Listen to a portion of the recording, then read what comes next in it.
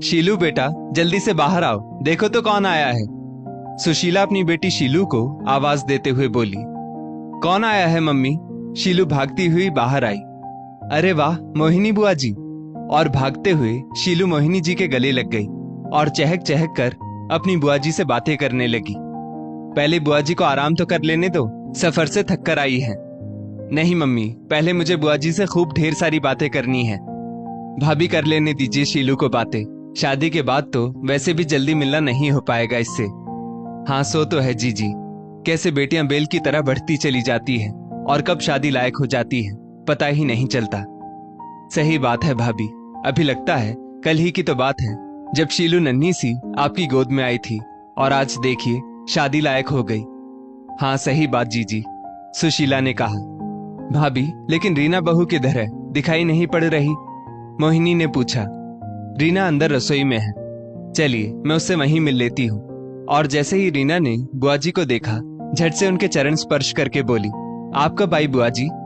बस अभी थोड़ी देर पहले, मैंने तुझको नहीं देखा तो इधर चली आई। अपनी बुआ जी को कुछ चाय वाय पिलाओगी या नहीं? मोहिनी बोली। बस अभी तुरंत बुआ जी। और मोहिनी फिर से सुशीला के पास आकर बैठ गई।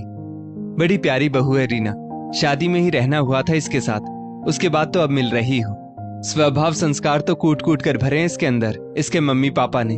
मैं तो पहले ही जब इसके साथ रही थी तभी जान लिया था कि बहू बड़ी सुघड़ है आपकी।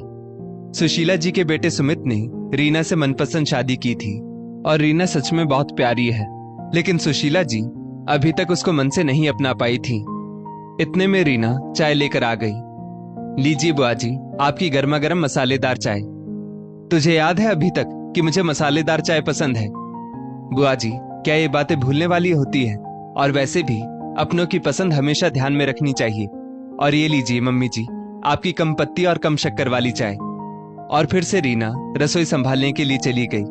सुशीला की बेटी शीलू की शादी में सिर्फ 15 दिन ही बचे थे और मोहिनी को उसकी भाभी सुशीला ने पहले से ही बुलवा लिया था सारी तैयारियां करवाने के लिए। मोहिनी के आने से शादी वाले घर में रौनक और भी बढ़ गई। अरे शीलू, तू सारा सामान कहाँ रख देती है? मुझे पता ही नहीं रहता।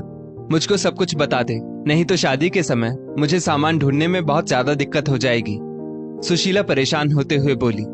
मोहिनी ने देखा कि सुशीला जल्दी कोई भी काम रीना से नहीं कहती। थोड़ी देर बाद सुशीला बाजार जाने के लिए तैयार होने लगी। जी, आप भी जल्दी से तैयार हो जाइए, मैं और शीलू आपको साथ लेकर बाजार चल रहे हैं। काफी सारी खरीदारी करनी है, रीना को भी साथ में ले लो, मोहिनी ने कहा। रीना साथ में जाएगी तो घर का काम कौन संभालेगा? सुशीला बोली। रीना भाभी है शीलू की, उसको भी थोड़ा अधिकार दो ननद की शादी की तैयारी करवाने के लिए। नहीं जीजी, हम लोग चल रहे हैं ना। और सुशीला बिना रीना को साथ लिए ही चली गई। मोहिनी को बिल्कुल भी अच्छा नहीं लग रहा था कि सुशीला हर बात में अपनी बहू रीना को उपेक्षित करती रहती है और अपनी बेटी शीलू को हर बात में आगे करती है। उसे अपनी भाभी का ये व्यवहार बिल्कुल भी पसंद नहीं आया। शाम को सब लोग शॉपिंग करने के बाद घर आए, तब तक रीना ने सबके लिए गर्मा गर्म नाश्ता तैयार कर रखा था। अरे वाह, कचौड़ी तो बहुत स्वादिष्ट बनाई है तूने, तेरे हाथों में तो जादू है रीना, जादू, मोहिनी ने कचौड़ी चखते ही कहा। जी, शीलू तो इससे भी अच्छी और स्वादिष्ट कचौड़ी बना लेती है। वो तो आजकल शादी की वजह से थोड़ा काम कम करवा रही हूं उससे। शायद सुशीला को मोहिनी का रीना की तारीफ करना पसंद नहीं आया। कभी भी मोहिनी रीना के विषय में कुछ कहती तो सुशीला या तो शीलू की बड़ाई करने लगती या फिर बात को वहीं टाल जाती। मोहिनी बहुत सोच विचार कर एक दिन सुशीला से बोली, भाभी आप बुरा ना मानो तो एक बात कहूं? हाँ कहिए जीजी। मैं देख रही हूँ कि आप हर काम के लिए शीलू से ही पूछती है, कभी रीना की मर्जी जानने की कोशिश ही नहीं करती, जबकि मुझे अच्छी तरह से पता है कि रीना बहुत ही सुघड़ और समझदार बहू है।